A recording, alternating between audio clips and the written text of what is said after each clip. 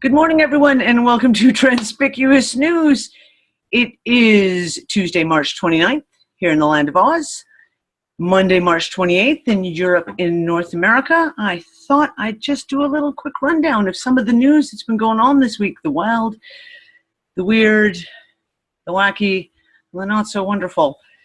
So, I thought I was going to do something on the whole Brussels bullshit. Right? And then I was like, you know what? Everyone's done it to death. I had all my screenshots and I was, tearing apart all the crisis actors, and I did it all on Facebook. If you're on Facebook with me, you saw my whole tear apart of all that. But yeah, I don't know.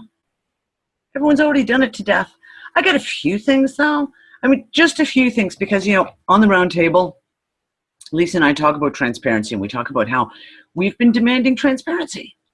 We've been saying, universe, show us the transparency. And I'm telling you, with this last Brussels terrorist attack, we saw some pretty wild bits of transparency. So let me just, one of the first things up, here we go. Hi, my name is Mason. I survived the Boston bombing, Paris and Brussels terrorist attacks. And this ran in the mainstream news. This young Mormon guy who so lucky survived not just the Brussels terrorist attack, but he was also there in Paris, and he was at the Boston Marathon too. And you just go, holy shit. Like, even the most asleep person, this has got to stretch the realms of reality of what you are capable of believing in and not questioning. It's quite ridiculous. Now, the other one that came up was immediately, I think it was about 2 days after the Brussels bombing, all the news footage that showed that was, oh look, our internet connection is unstable, that showed the CCTV attack and the bomb blowing up in the airport. Mainstream media news says, yeah, no, that was actually from Moscow in 2011. So every mainstream media showed the video. No, and it's not like it can be a mistake, like someone just mistakenly put the wrong piece of video in, because if you look at the bottom of the video, it says the 22nd of March 2016. So someone had to have put the false date on that video clip. So it's from Moscow 2011. So again, mainstream media just outing themselves. Yeah, we used old footage. It's a little bit typical. And one of the other interesting things that came out, people haven't really talked about this, because I always follow the patterns in these false flag attacks. Certain specific pieces we look for, i.e., after it happens, all the victims are always taken away by bus. They're always taken to a secluded place to be programmed, right? And we had a Twitter guy on Twitter who was apparently in the hotel facing the Brussels airport, putting all sorts of stuff in, and as it was going on, what he was seeing happening.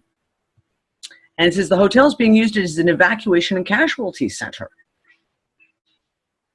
Now, that's where they brought all the victims, were brought to the hotel ballroom, but they actually forced everyone in the hotel to go down to this ballroom conference center room of the hotel while they did a search of the hotel. The police searched every room in the hotel. And the guy says there was possibly a controlled explosion in or very near the hotel. Whilst this was going on, the hotel Wi-Fi was off, i.e. no one was able to record anything going on at the time. Police and Army have just carried out a room-by-room search of the hotel. And he says, I heard and felt a small explosion. He says, I was all about to say it was all calm now, but the police have gathered everyone in the ballroom along the wall away from the doors, i.e. the doors where you can see out, where there's no windows, where no one can see anything, where no one can see in. Interesting little bit of, clarity on that. Now, one of the best comments out of the whole thing of Brussels came out of Russia. Some of the comments that were said in Russia by official agencies, basically, the chair of the Duma's Foreign Policy Committee, Alexei Pushkov, tweeted, while NATO chief Jens Stoltenberg is busy fighting the imaginary Russian threat, and putting troops in Latvia. Under his nose, Brussels peoples are being blown up.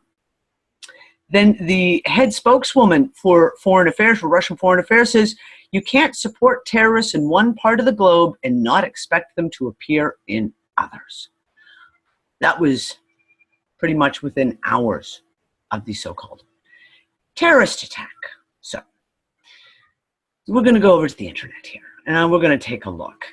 Now, one of the things, of course, that goes up, and I've been talking about this, I always talk about this on Facebook, is whenever anything happens, in Europe or the US, i.e. Paris, Brussels, there's this huge hue and cry, oh my God, and everyone cries and laments and screams in outrage.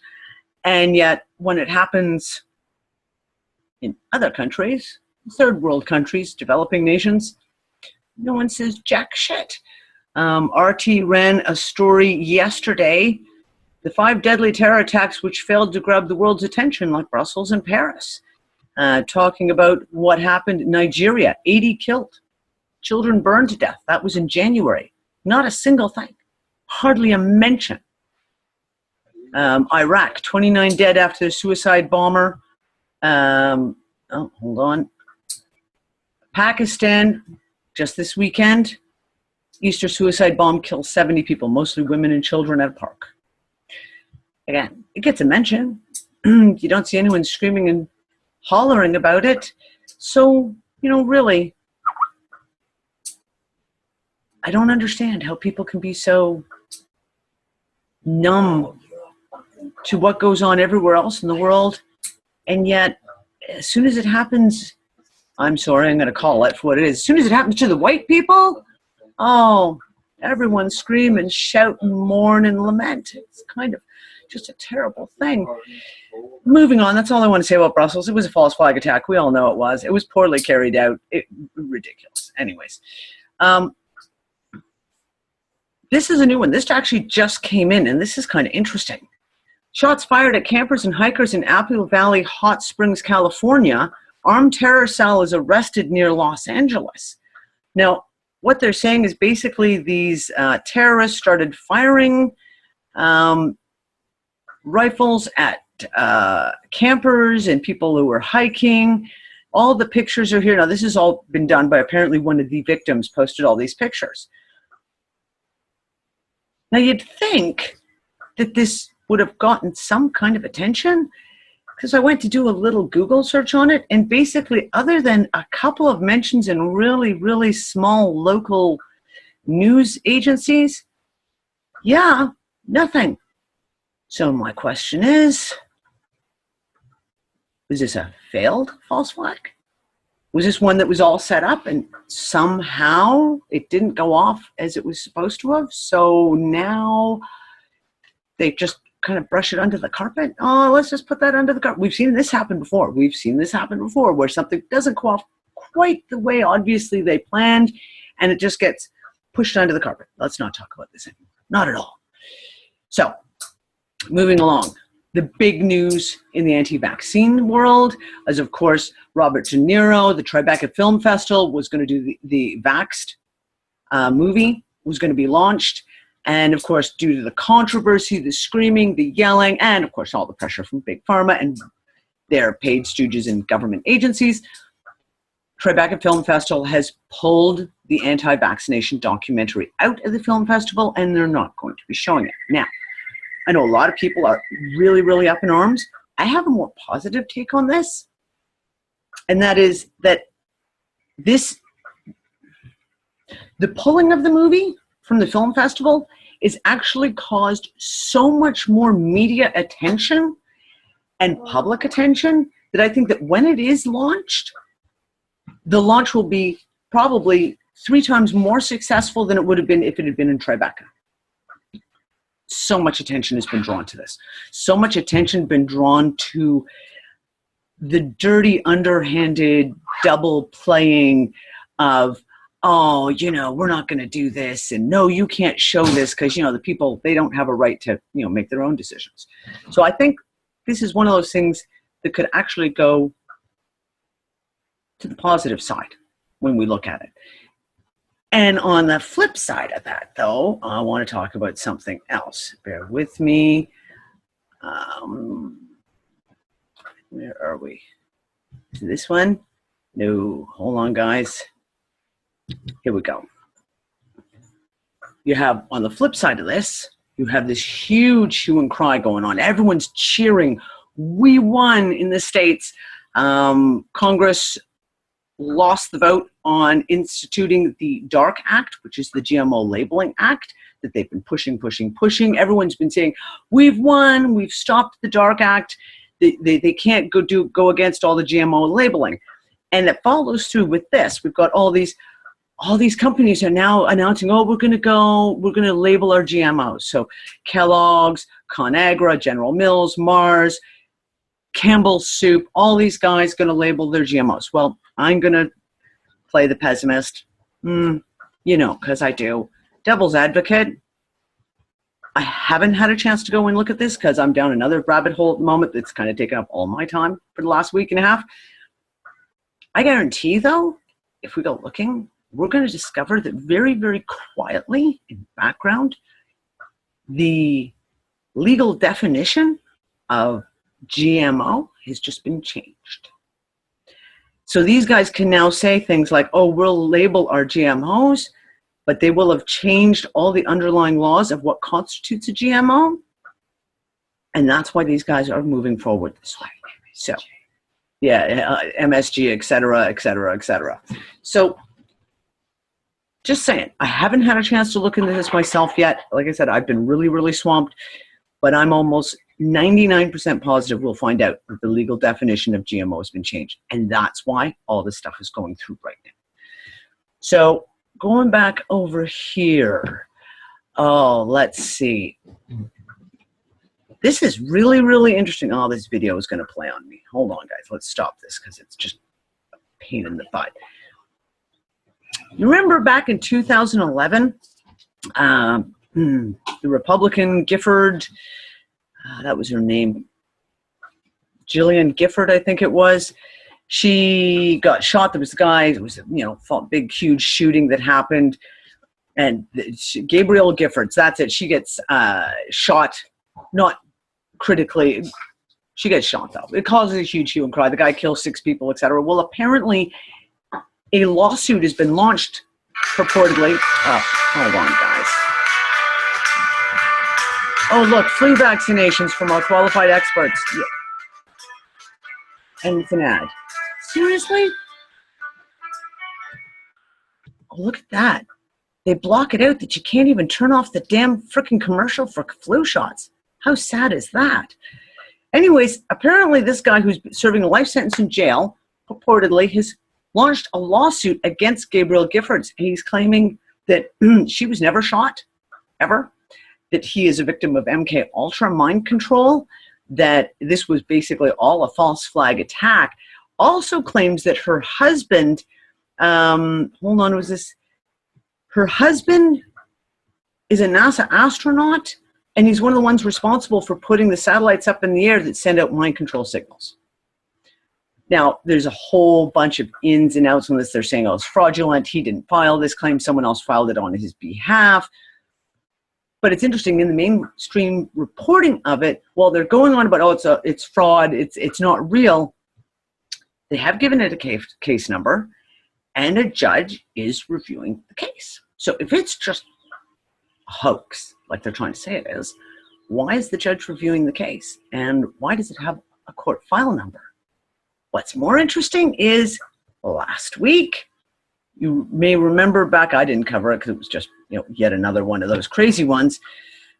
There was the guy in Kalamazoo County who's an Uber taxi driver who went on a killing spree back, I think it was February 20th. He's in jail. He apparently has launched a lawsuit as well, stating that that he didn't do it. It was all mind control. It was et cetera, et cetera, et cetera. During the time when he was arrested, one of the things that he said was, hold on, let me see if I can pull it up here. And he said, police reports say Dalton previously told investigators the Uber app had been controlling his mind, causing him to open fire on the victims. Now, again, they're saying that this is a hoax. This guy couldn't possibly have filed this lawsuit. And yet now we have another lawsuit by a guy purportedly who's under mind control, calling it out. A little bit of transparency in that, too. One of the interesting things this weekend, some kind of very, very interesting demonstrations and protests. Now, there was a big one in Serbia, like massive, massive one in Serbia. And unfortunately, I couldn't grab the video of it. I couldn't find it again this morning. But I want to show you this one. This one was interesting. In Washington State,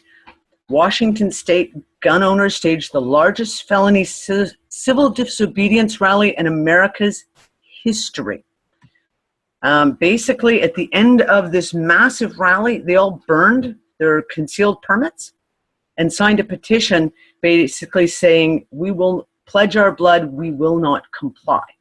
And a little thing in the article saying, this isn't the first time. These are happening all over the states. And isn't it funny how 100,000 people can demonstrate in Connecticut earlier this year, and yet there's zero news?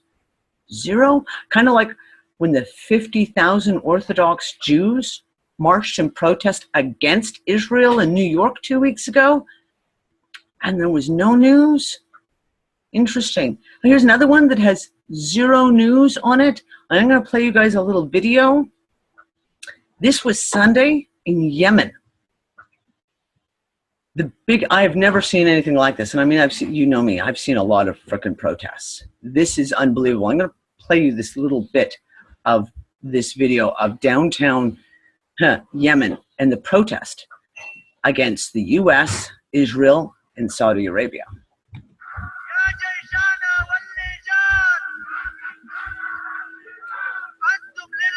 This is amazing, the amount of people in this. Look, millions of people turned out to protest against the war in Yemen. And they're calling out the US, and they're calling out Israel, and they're calling out, of course, the House of Saud. And again, zero news. Zero news. No coverage. Why would they cover something like that when there's more interesting things to cover, like, you know, I don't know, Trump's new funeral tombstone in Central Park. It's much more interesting, apparently, than millions of people in anti-war fighting demonstrations. One other little cute story. This was very, very interesting because of what it kind of leads up into. So Kerry was back in Russia again, meeting with Lavrov. And Putin apparently really trolled Kerry. I kind of giggled my ass off when I read this. Basically, the Russian president was curious as to why the U.S. Secretary of State John Kerry has to carry his own luggage. I'm amused that there seems to be no one to help him. Putin cracked a joke hinting that America's top diplomat may have brought money to haggle with. He says, but today when I saw the footage of you going down the plane and carrying your luggage, I was a bit upset. On the one hand, it's quite a democratic way of conduct, but on the other hand, I thought probably the situation in the United States is not that good, and there's no one to assist the Secretary of State to carry his luggage. Then I thought, maybe there was something in that briefcase of yours that you couldn't trust anyone else with. Probably you brought some money to haggle with on key matters.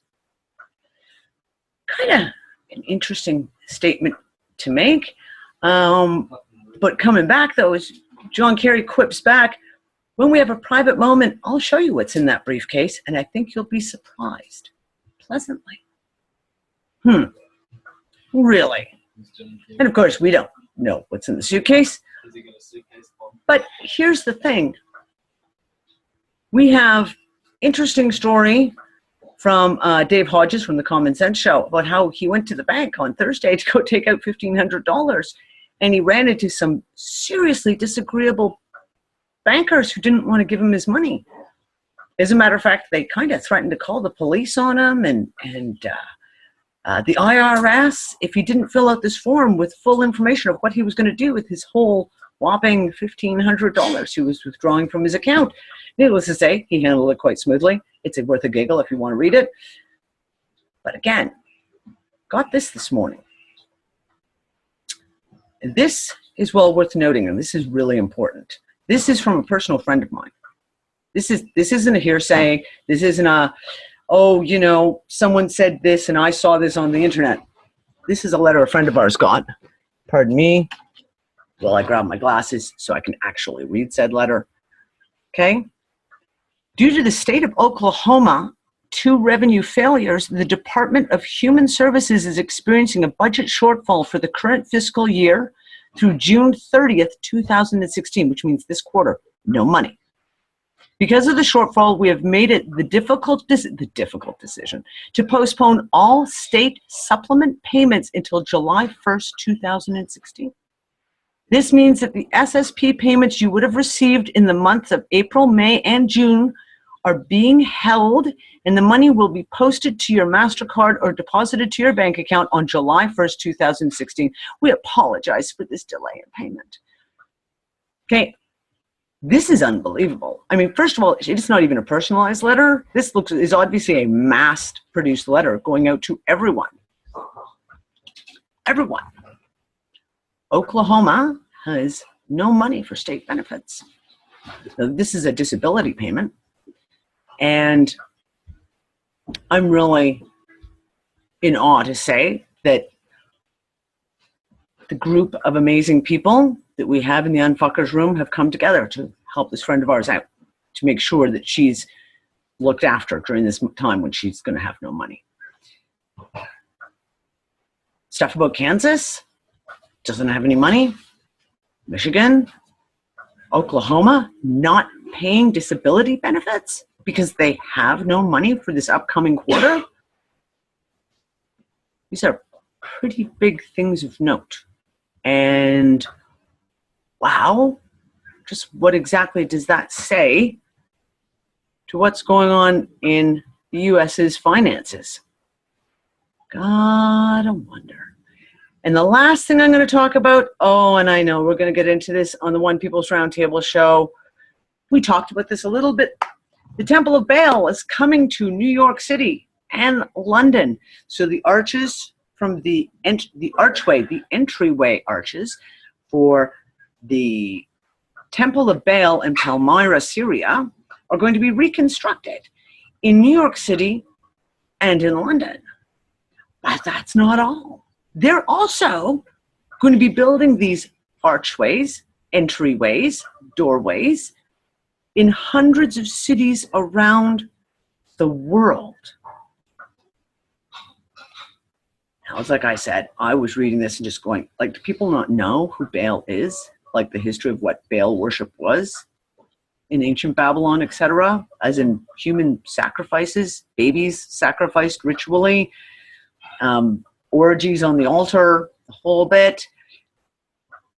And they're openly talking about, they're going to reconstruct these Baal temple, archways, entryways, all over the world. Inquiring minds would like to know, what the fuck? Just saying. So that is it for this week's Transpicuous News. I'm sure I'll be back. Same bad time, same bad channel. It would seem to be the thing. Maybe we'll have to reschedule to start a little bit earlier. I will talk to you guys later. Bye, guys.